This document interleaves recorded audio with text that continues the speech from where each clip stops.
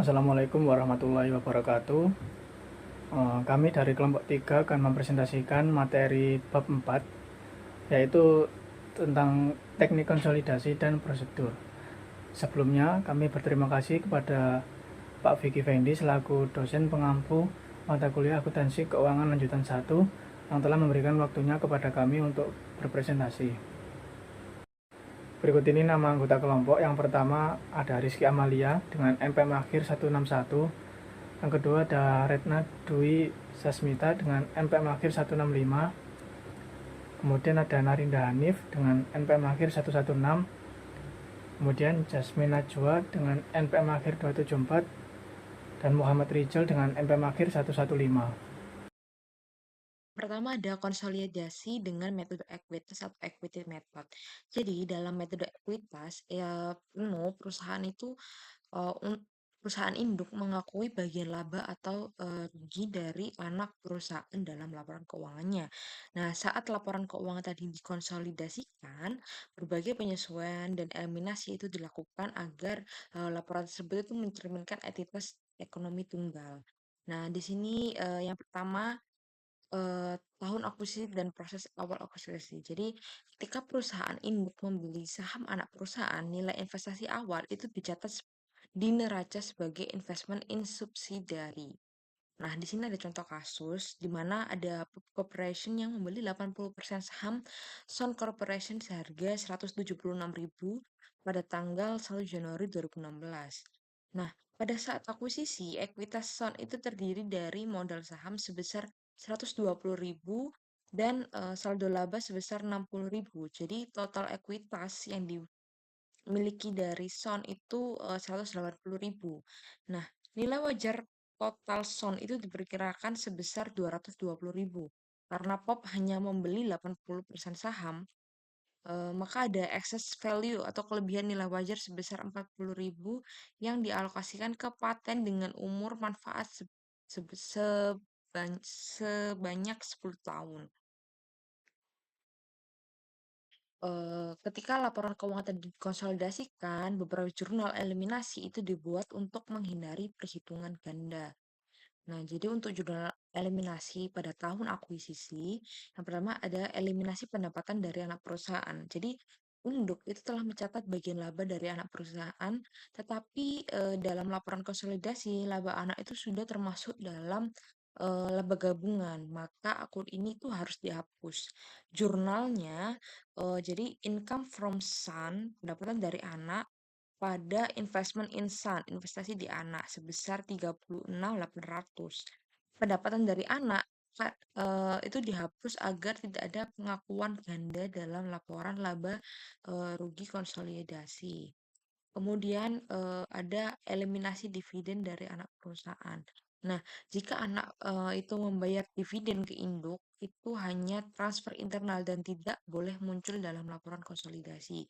Jurnal eliminasinya yaitu ada dividen revenue, pendapatan dividen sebesar 24.000 pada investment in Sons sebesar 24.000.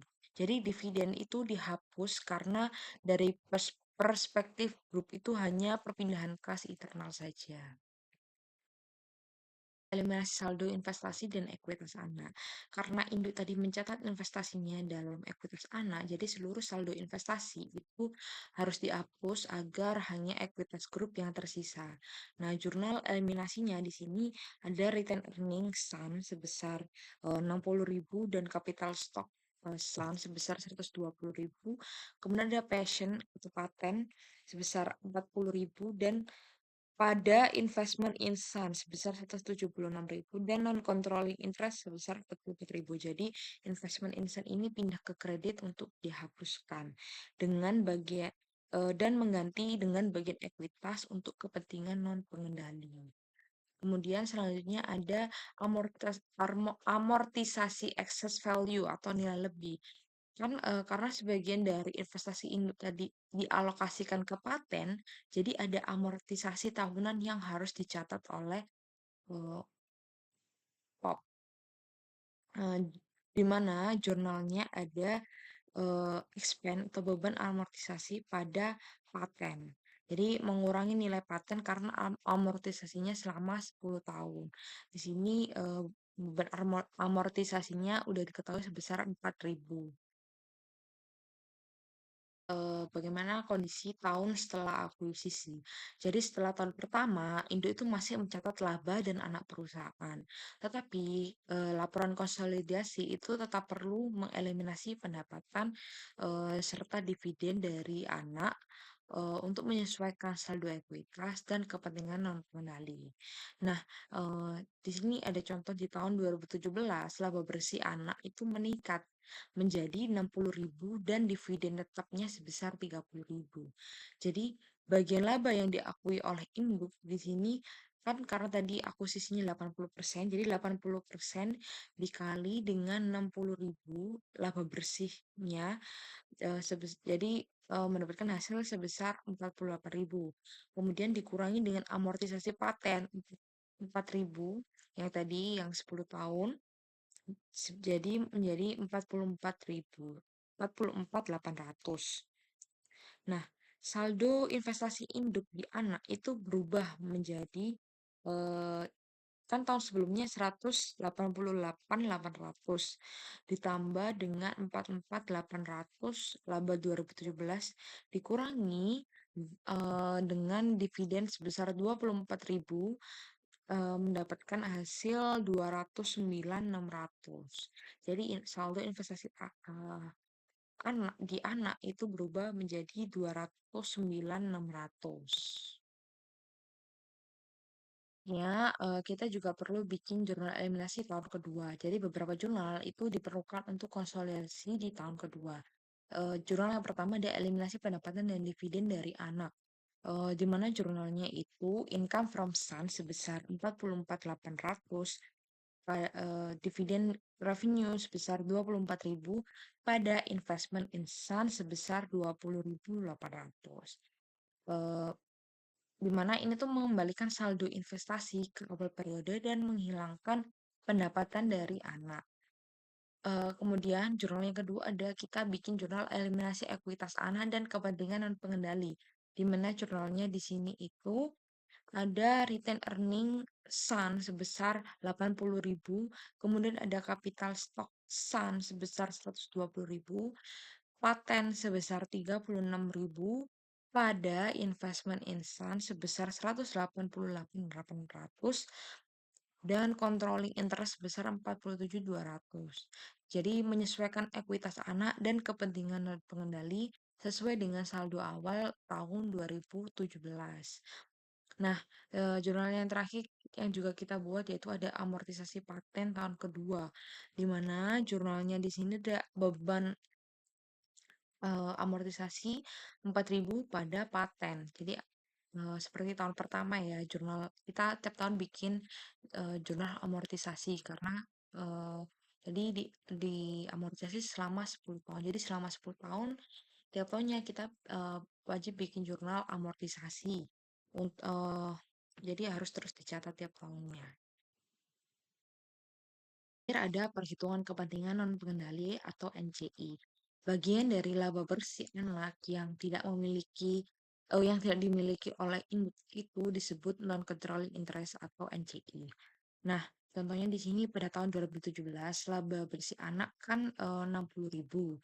Jadi 20% dikali 60.000 itu 12.000 dikurangi dengan amortisasi 20% dari paten 4.000. 4.000 kali 20% sama dengan 8.000 di bagian laba untuk NCI yaitu sebesar 11.200. Jadi kepentingan pengendali itu bertambah menjadi tahun sebelumnya kan 47.200 ditambah dengan 11.200 dikurangi 6.000 yaitu dividennya.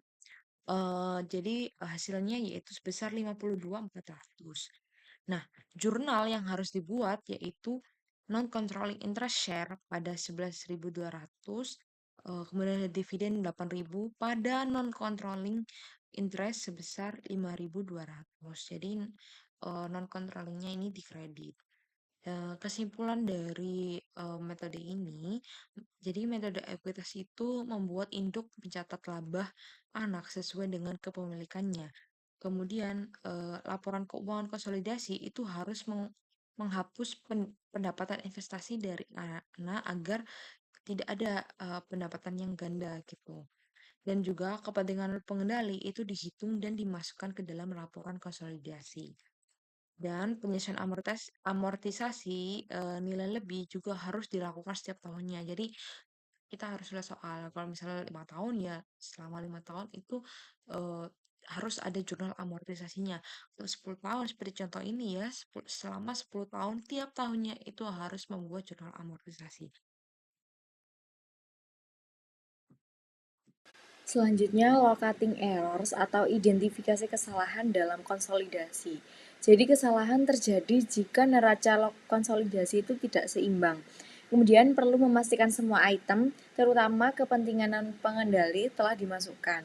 Dan penjumlahan kolom, penyesuaian, dan eliminasi membantu mendeteksi kesalahan.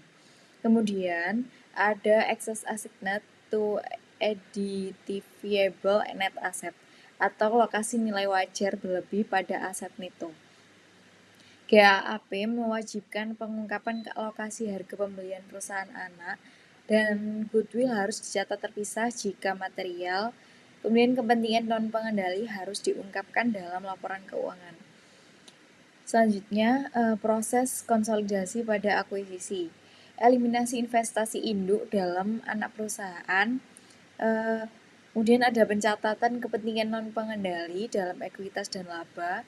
Lalu alokasi kelebihan nilai wajar ke aset yang sesuai. Selanjutnya, konsolidasi setelah akuisisi.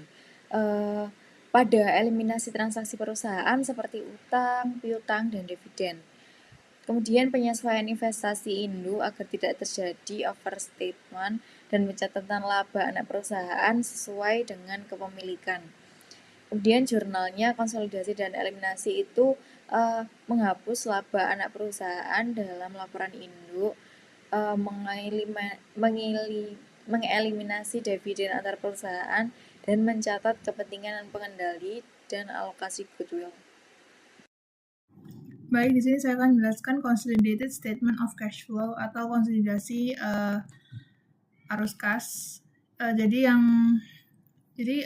konsolidasi ini tuh diperlukan memerlukan dari konsolidasi balance sheet beginning and ending, dan juga konsolidasi income statement, laporan laba rugi, dan juga mungkin informasi-informasi lainnya. Arus kas ini itu kan ada 3, operasi, investasi, dan pendanaan. Nah, arus kas investasi itu including cash acquisition and disposition of subsidiaries, atau memasuki akuisisi tunai atau pelepasan anak perusahaan yang maksudnya memasukkan kas akuisisi, penjualannya yang dibayarkan kas atau subsidi atau anak perusahaan ketika mengakuisisi anak perusahaan sehingga dicatat sebagai investing. Jadi ketika mengakuisisi anak perusahaan itu dicatat sebagai investing cash flow. Dan juga including cash acquisition and disposition equity investees. Juga mengakuisisi dan menjual investee, dan catatannya itu menggunakan cost atau metode ekuitas itu dicatat sebagai investing. Kemudian ada arus kas pendanaan atau financial cash flow. Itu include cash dividend paid to non-controlling interest. Jadi memasukkan dividen yang dibayarkan kepada non-controlling interest atau non-pengendali itu dimasukkan ke arus kas pendanaan atau financial cash flow. Selanjutnya ada metode langsung dan tidak langsung. Jadi kalau metode langsung itu berbeda dari metode langsung dan tidak langsung itu bisa dilihat dari segi operating cash flow-nya. Jadi kalau metode langsung itu termasuk yang dividen diterima dari investasi ekuitas itu masukkan dividen kalau yang metode langsung. Kalau yang metode tidak langsung itu dimulai dari laba bersih, start with controlling share of net income, lalu ditambah non-controlling interest share atau tambahkan bagian kepentingan pengendali, deduct the excess of equity method income, lalu dikurangi kelebihan pendapatan metode ekuitas dibandingkan dengan dividen tunai yang diterima dan investasi ekuitas gitu. Berikut adalah tabel perbedaan metode langsung dan tidak langsung. Bisa dilihat kalau misalnya tidak langsung itu dimulai dari ini laba bersih. Jadi yang arus kas investing sama financial cash flow-nya kurang lebih sama. Yang bagian operasi itu yang indirect atau tidak langsung itu dimulai dari net income, lalu di adjust, misal kalau misalnya aset lancarnya naik itu dan liabilitasnya lancar turun, itu dikurangkan dari operating cash flow seperti itu. Kalau misalnya yang direct method atau langsung, itu langsung dari ini, kas yang diterima dari pelanggan. Jadi acuan utamanya itu dari situ.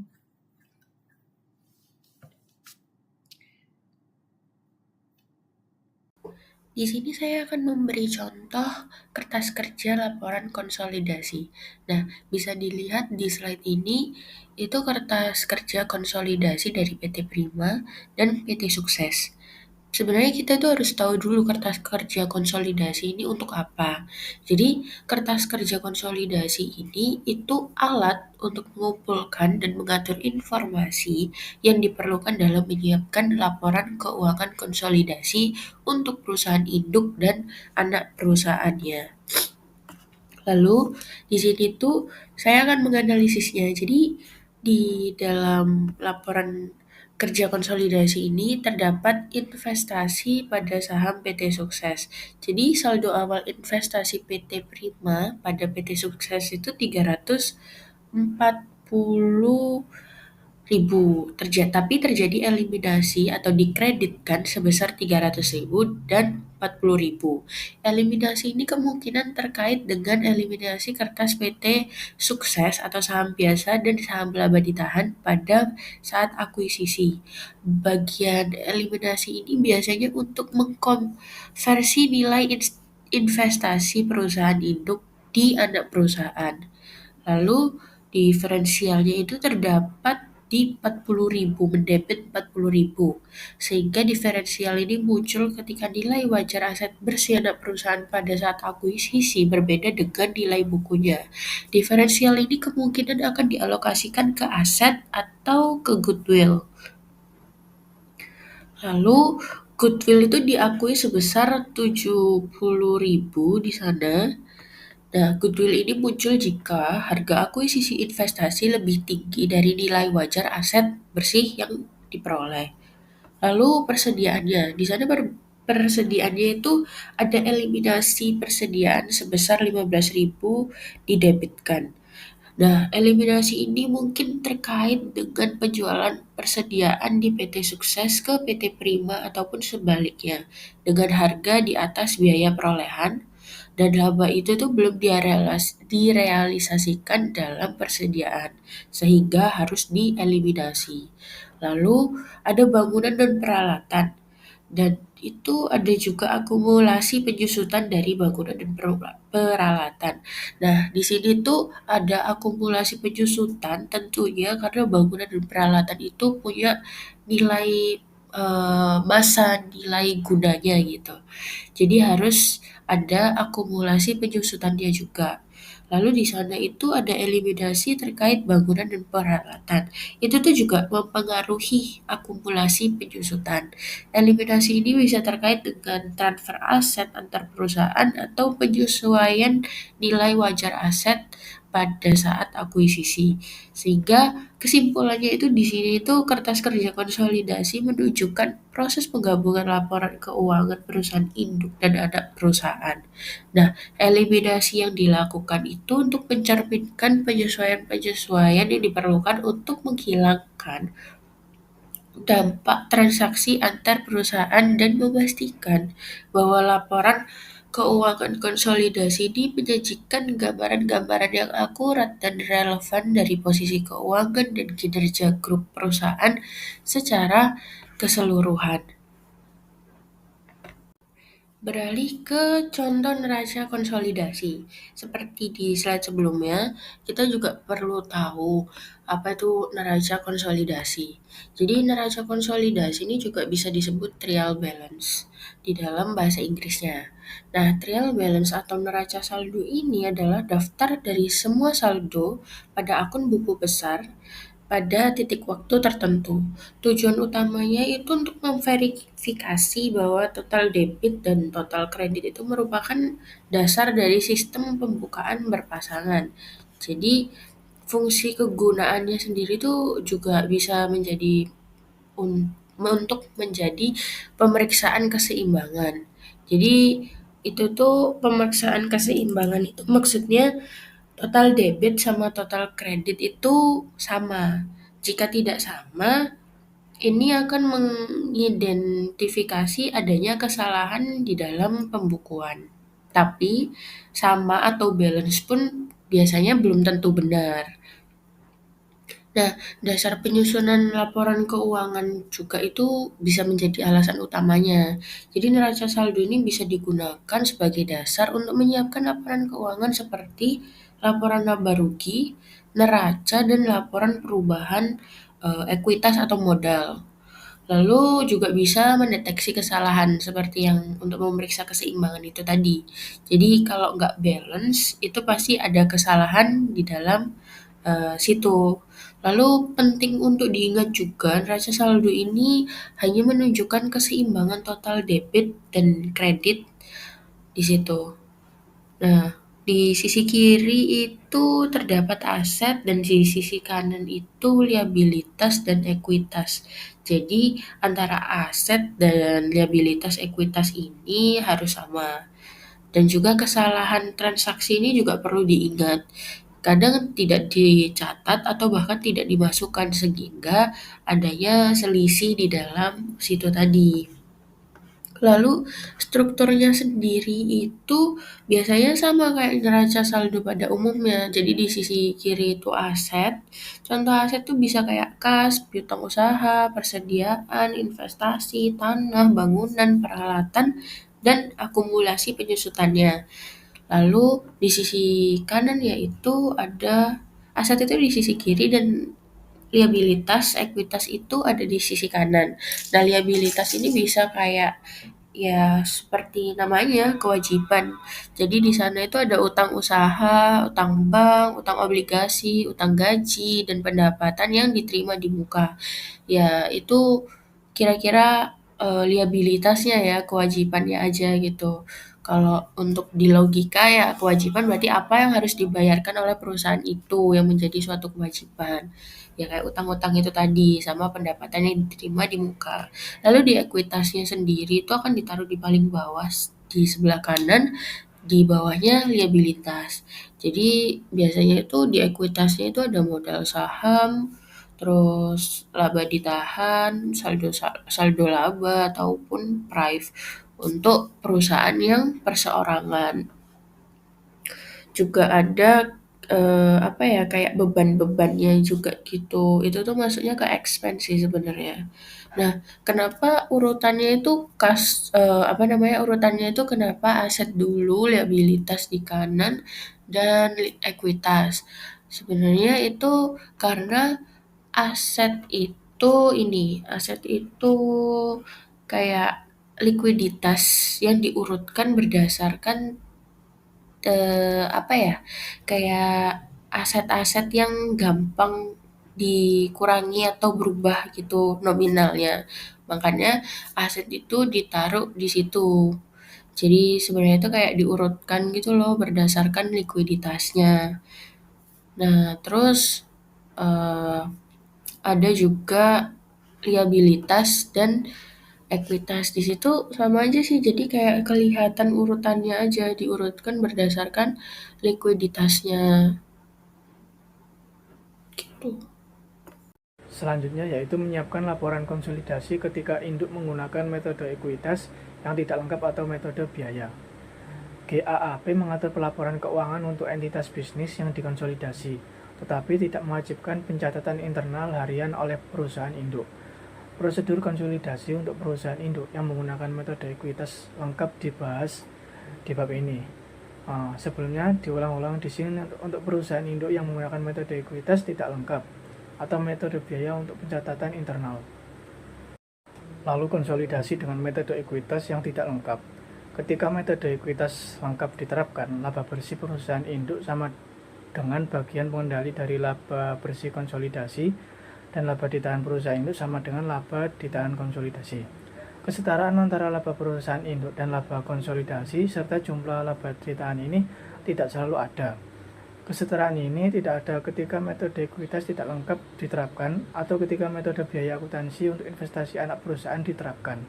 Misalnya, perusahaan induk dalam menerapkan metode akuntansi ekuitas mungkin tidak mengamortisasi perbedaan antara nilai wajar investasi dan nilai buku yang diperoleh pada pembukuan terpisah, atau mungkin tidak menghilangkan laba atau rugi antar perusahaan. Kelalaian tersebut mengakibatkan penerapan metode akuntansi ekuitas yang tidak lengkap. Masalah metode ekuitas yang tidak lengkap atau penggunaan metode biaya dalam akuntansi untuk investasi anak perusahaan mungkin tidak seserius yang terlihat pertama kali, karena akuntan harus menyiapkan laporan keuangan konsolidasi yang benar terlepas dari bagaimana perusahaan induk mencatat investasi anak perusahaannya. Tidak ada pelanggaran prinsip akuntansi yang berlaku umum selama laporan keuangan konsolidasi yang disiapkan untuk diterbitkan kepada pemegang saham benar dan perusahaan induk atau investor tidak menerbitkan laporan keuangan yang diaudit lainnya. Lalu metode ekuitas tidak lengkap tahun akuisisi. Salah satu hal pertama yang dilakukan akuntan dalam mengkonsolidasikan laporan keuangan perusahaan afiliasi adalah menentukan bagaimana perusahaan induk telah mencatat investasi anak perusahaannya.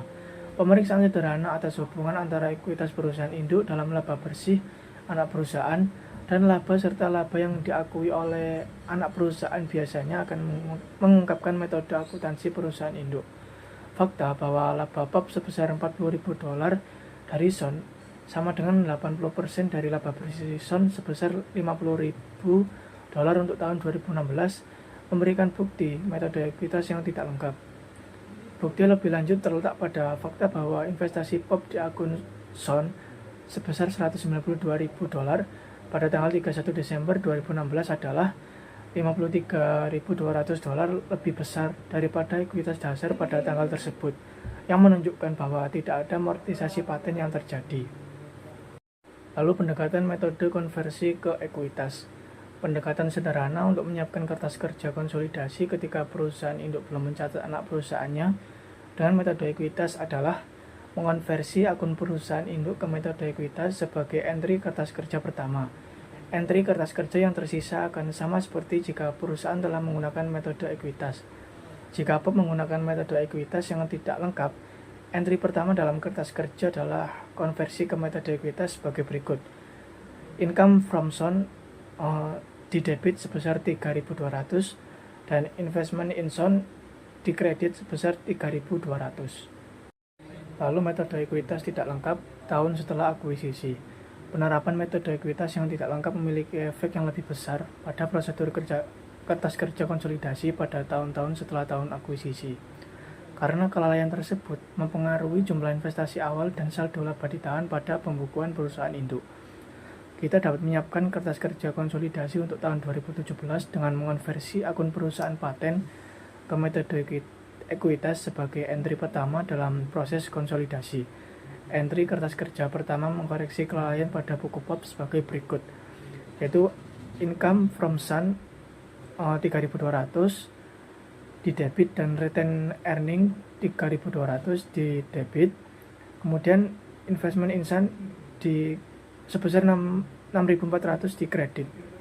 Sekian presentasi dari kelompok kami. Apabila ada salah kata dalam penyampaian mohon dimaafkan. Assalamualaikum warahmatullahi wabarakatuh.